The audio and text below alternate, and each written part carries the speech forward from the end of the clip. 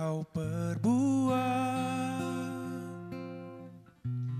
di dalam hidupku,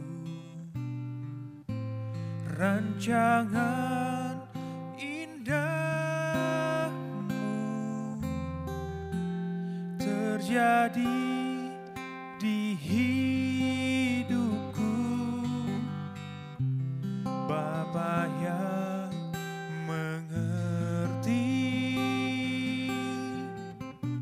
segala yang ku perlu, kasih-Mu sempurna nyata dalam hidupku. Ku bersyukur Bapa, ku bersyukur Tuhan buat kasih setia-Mu di dalam hidup. Ku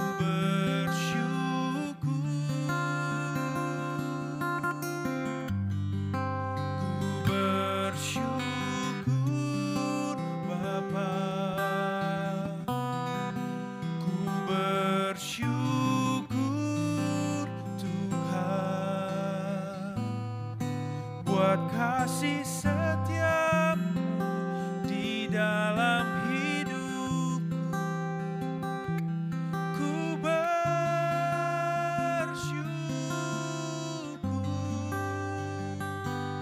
Tuhan.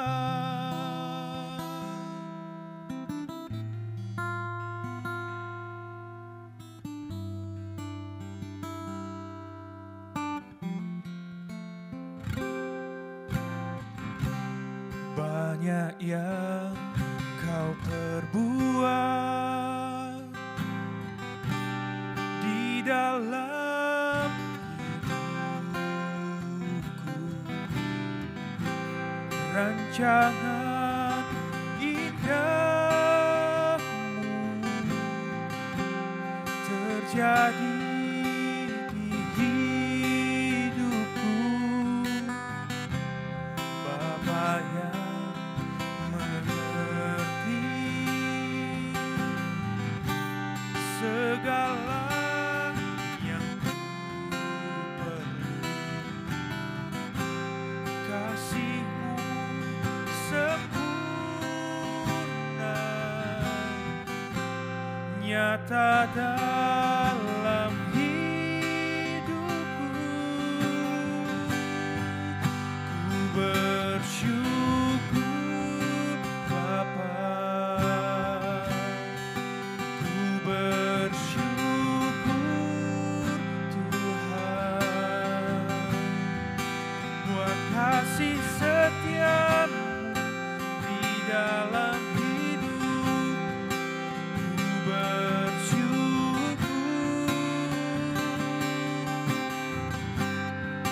ku bersyukur Bapa, ku bersyukur Tuhan buat kasih setia-Mu di dalam hidup. Ku bersyukur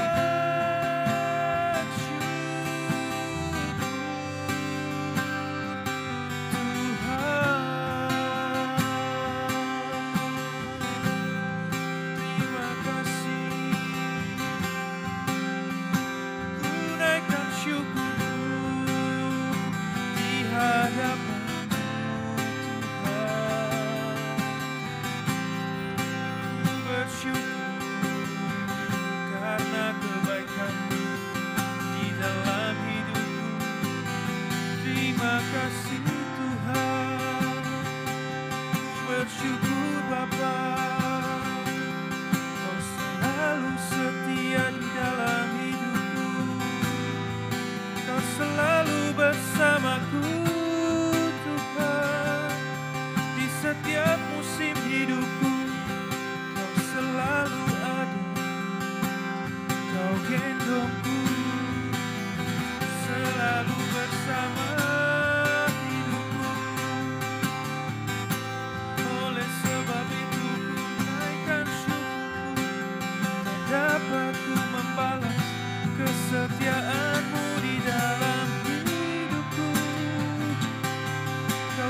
selalu baik, Kau selalu baik Tuhan. Ku bersyukur ya Bapa, ku bersyukur ya Bapa, ku bersyukur ya Tuhan, karena kebaikan-Mu, karena kesetiaan-Mu yang Kau limpahkan dalam hidup.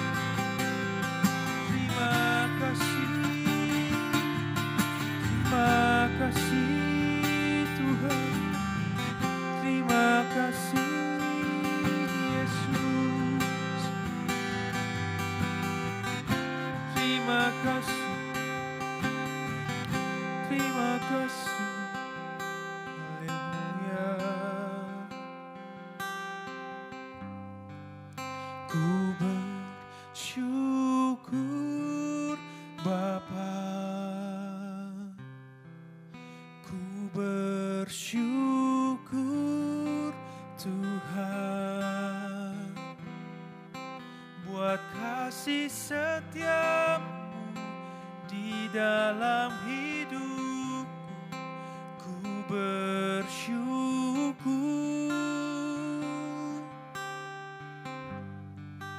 ku bersyukur Bapa,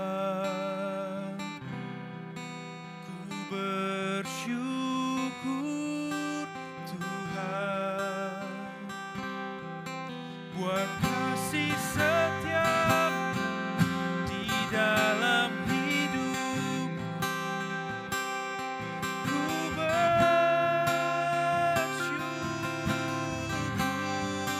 buat kasih setia-Mu di dalam hidup. Ku bersyukur buat kasih setia-Mu di dalam hidup. Ku bersyukur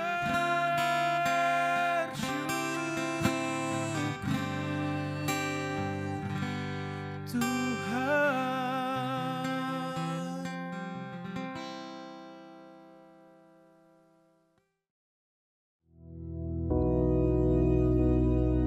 Bapa kami yang di surga, dikuduskanlah nama-Mu, datanglah kerajaan-Mu, jadilah kehendak-Mu di bumi seperti di surga. Berikanlah kami pada hari ini makanan kami yang secukupnya, dan ampunilah kami akan kesalahan kami, seperti kami juga mengampuni orang yang bersalah kepada kami. Dan janganlah membawa kami ke dalam pencobaan, tetapi lepaskanlah kami daripada yang jahat. Karena Engkaulah yang empunya kerajaan dan kuasa dan kemuliaan sampai selama-lamanya. Amin.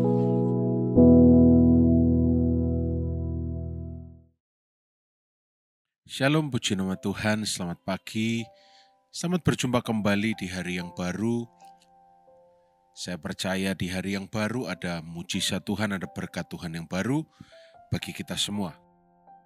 Mari di hari yang baru ini kita mempersiapkan hati, merenungkan firman. Karena firman Tuhan mengajarkan kita kalau kita mencari wajah Tuhan, kita temukan kasih-Nya, kita memanggil namanya, kita mendengar jawab-Nya.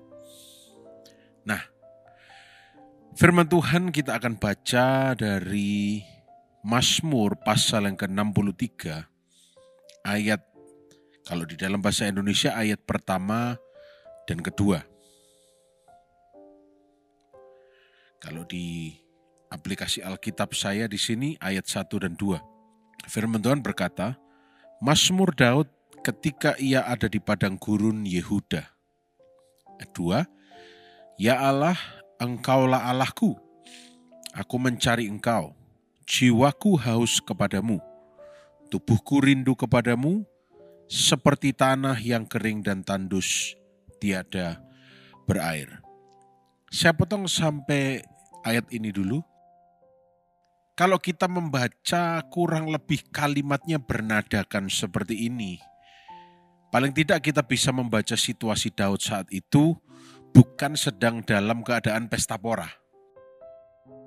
Bukan sedang dalam keadaan yang baik.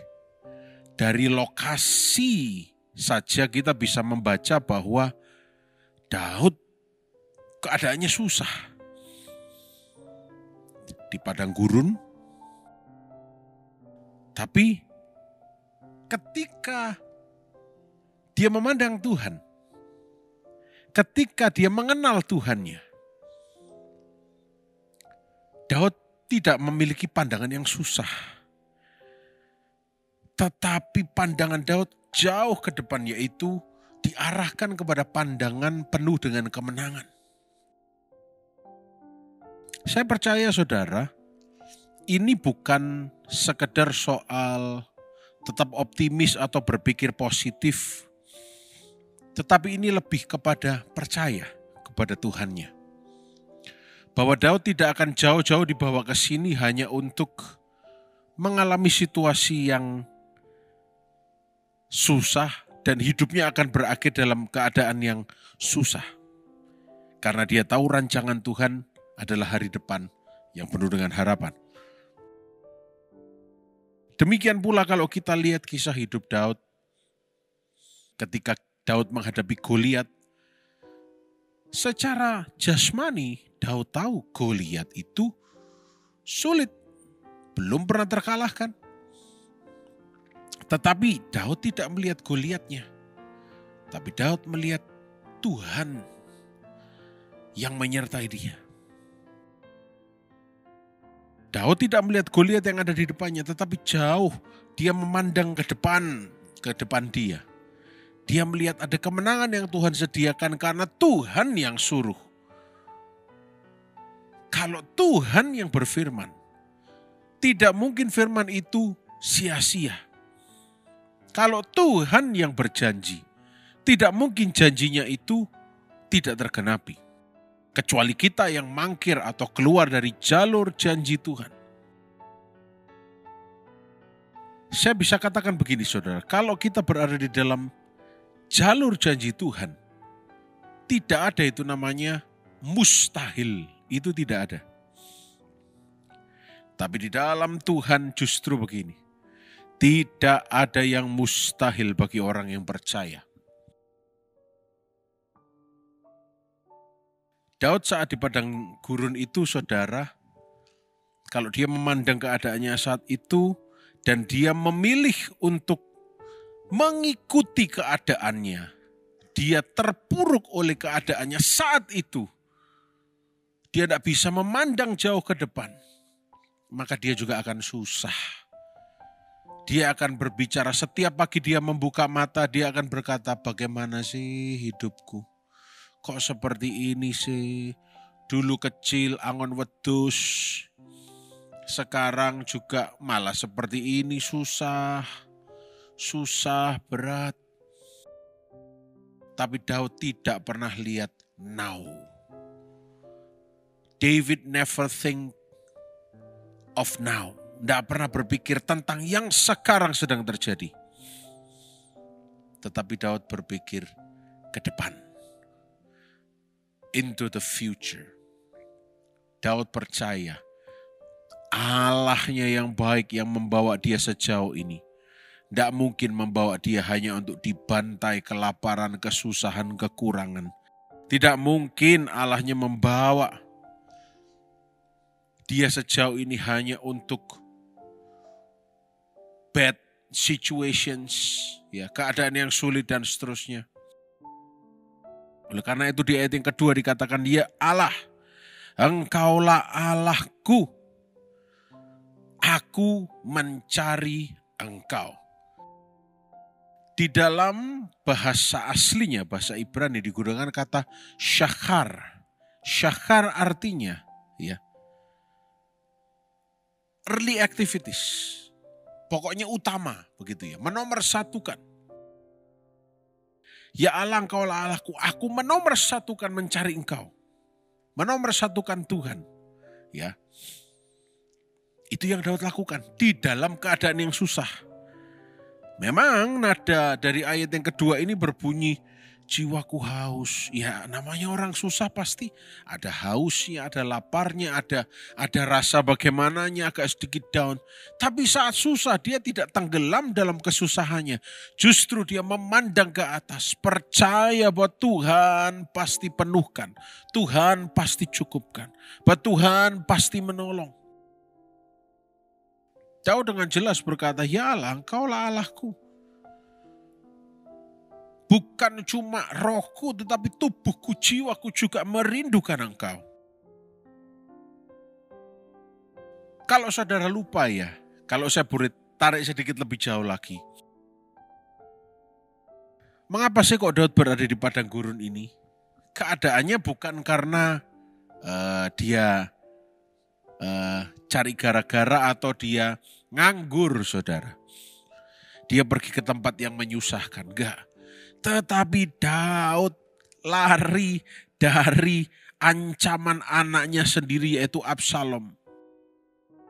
Bayangkan bermusuhan dengan anak saja rasanya bagaimana. Ini lari karena dikejar-kejar hendak dibunuh oleh anaknya sendiri. Dia terpaksa meninggalkan Yerusalem. Dan kemudian ada situasi-situasi yang menghadang, yang dimana Daud harus mengambil keputusan. Tidak gampang mengambil keputusan saat situasi sedang susah. Tapi Daud mengambil keputusan. Ya, dalam kaitannya ini ada rekan-rekan Daud yang meminta supaya tabut perjanjian dikembalikan ke Yerusalem. Dan akhirnya Daud menyetujuinya. Dan Mazmur 63 ini terjadilah. Dan perkataan itu sebenarnya nadanya adalah nada yang pilu, saudara. Ya Allah, jiwaku haus. Ya, aku merindukan Engkau, Daud berkata. Dan kalau kita coba renungkan, kalau kita coba pikirkan, hatinya Daud itu seperti apa? Ketika dia melihat tabut perjanjian dibawa menjauh dari dia dan harus dikembalikan ke Yerusalem. Yang bisa diartikan keterpisahannya dengan hadirat Allah. Dan ternyata pengalaman itu dicurahkan oleh Daud. Pemazmur ini mencurahkan emosi Daud saat itu. Dituliskan bahwa keterpisahan dari hadirat Tuhan itu tidak enak, berat. Sudah susah terpisah dari hadirat Allah. Saya pakai bahasa yang sederhana ya. Sudah mengalami banyak tantangan, tidak pernah ke gereja, tidak pernah baca Alkitab. Maaf kalau agak kasar. Itu namanya cari mati sendiri, saudara. Kita belajar dari Daud. Dia susah di padang gurun. Tapi dalam nadanya yang pilu dia berkata, ya Allah, aku mencari Engkau. Jiwaku haus, tubuhku rindu. Tanah kering dan tandus seperti itulah keadaanku. Aku merindukan aliran air itu. Pagi hari ini kalau saudara sedang dalam kondisi yang tidak baik-baik saja, that is not the end of your life. Itu bukan akhir hidup saudara. Tapi saudara hanya berjalan melewati pengalaman yang bermacam-macam. Musim yang berbeda. Kita tahu Dia adalah God of the seasons. Allah di atas segala musim. Di setiap musim hidup kita, Dia ada, Dia menyertai, Dia menemani kita. Mungkin saudara sedang masuk musim yang berat. Saudara sedang berada di padang gurun kehidupan. Cari Tuhan. Saudara sedang susah di dalam kesesakan kita. Yesus berkata, mari semua yang letih, lesu dan berbeban berat, datang supaya aku beri kelegaan. Ayo, ini saatnya di akhir zaman ini kita praktekkan firman Tuhan. Keadaan yang berat, semakin cari Tuhan. Situasi yang tidak mudah, setia tetap kepada Tuhan. Belum melihat pertolongan Tuhan, pertolongan dan berkat itu bukan tolak ukur penyertaan Tuhan, saudara. Penyertaan dan berkat Tuhan itu bukan sesuatu yang kita bisa nilai, karena itu bukan hak kita untuk menilai. Bukan kapasitas kita, itu semua anugerah. Tapi kita justru yang harus menilik hati kita. Apakah kita tetap bersyukur dalam segala keadaan? Walau kita sedang susah, apakah kita tetap mencari Tuhan? Mencari wajahnya. Jiwa kita tetap haus kepada Tuhan. Bukan hanya sebagai praktek agamawi saja. Tapi hati yang benar-benar kenal bahwa bersama dengan Tuhan semua pasti baik-baik saja. Saya berdoa, saya percaya Tuhan akan nyata dalam musim apapun kehidupan saudara. Sehingga kerinduan saudara kepada Allah, itu yang akan membuat saudara melihat tangannya bekerja secara luar biasa dalam hidup kita. Padang gurun apapun yang sedang kita hadapi, Dia ada, Dia beserta. Jangan susah, jangan kecewa. Dia sudah berikan nyawanya, Dia sudah janjikan jaminan kemenangan. Mari belajar untuk melihat dengan mata iman bahwa Dia selalu beserta dengan kita. Mari kita berdoa. Bapa yang baik, terima kasih firman-Mu sudah disampaikan.